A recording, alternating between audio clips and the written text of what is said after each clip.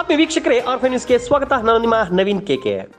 155ನೇ ಗಾಂಧಿ ಜಯಂತ್ಯೋತ್ಸವದ ಅಂಗವಾಗಿ ಗೌರಿಬಿದನೂರು ತಾಲೂಕಿನಲ್ಲಿ ಮಹಾತ್ಮ ಗಾಂಧಿ ವೃತ್ತದ ಬಳಿ ಮಾಜಿ ಕೃಷಿ ಸಚಿವರು ಹಾಗೂ ಮಾಜಿ ಶಾಸಕರಾದಂಥ NH ಶಿವಶಂಕರ್ ರೆಡ್ಡಿ ಅವರು ಗಾಂಧೀಜಿ ಪ್ರತಿಮೆಗೆ ಮಾಲಾರ್ಪಣೆ ಮಾಡಿ ಗಾಂಧೀಜಿರವರು ದೇಶಕ್ಕಾಗಿ ಮಾಡಿದ ಸೇವೆ ಹೋರಾಟದ ಬಗ್ಗೆ ಕಾರ್ಯಕರ್ತರು ಮತ್ತು ಸಾರ್ವಜನಿಕರಿಗೆ ತಿಳಿಸಿದರು.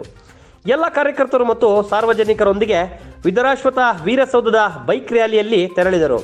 ವರದಿ ಗಿರೀಶ್ SA, ಆರ್ಫೆ ನ್ಯೂಸ್, ಗೌರಿಬಿದನೂರು. ನಾವು ಹೇಗೆ ಸಮಾಜ ಕಟ್ಟೋದು, ಹೇಗೆ ಸಮಾಜಕ್ಕೆ ಎಲ್ರಿಗೂ ದೀನ ದಲಿತರು, ಬಡವರು, ಅಲ್ಪಸಂಖ್ಯಾತರು, ಅಹಿಂದ ವರ್ಗದವರು, ಹಿಂದುಳಿದವರು, ಎಷ್ಟು ಜಾತಿ ಜನರು, ಎಷ್ಟು ತರಹ ಜನರು, ಬಡವರು, ಮಧ್ಯಮ ವರ್ಗದವರು ಜೀವನ ನಡೆಸ್ತಾ ಇದ್ದಾರೆ. ಎಲ್ಲರ ಸುಭಿಕ್ಷವನ್ನ, ಎಲ್ಲರ ಕ್ಷೇಮವನ್ನ ಆಲೋಚನೆ ಮಾಡ್ತಕ್ಕಂಥ ಆಡಳಿತವನ್ನು ನಾವು ನಡೆಸಬೇಕು.